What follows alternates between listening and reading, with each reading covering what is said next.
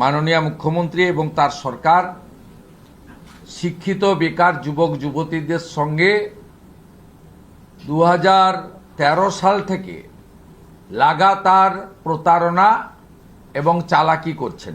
Employment bank তুলে দিয়ে 17 লক্ষ আবেদনকারীর যে আবেদন ছিল, সেই আবেদন কোথায় গেছে? কেজি দরে বিক্রি হয়েছে, না অন্য কিছু হয়েছে, না পুড়িয়ে ফেলেছেন, আমরা জানি না। এই 17 লক্ষ তালিকা আমাদের হাতে আছে। আমরা তাদের প্রত্যেকের সঙ্গে সম্পর্ক করব এবং তারা তাদের অভিজ্ঞতার কথা জনমানসে তুলে ধরবেন ক্রমান্বয়ে। এই সরকার কেবলমাত্র টাটাকে তাড়াননি, সরকারি চাকরি শিল্পায়নের মাধ্যমে বেসরকারি চাকরির অপমৃত্যু ঘটিয়েছেন, সেটা সবাই জেনে গেছে। মুখ্যমন্ত্রী ভালো করে জানেন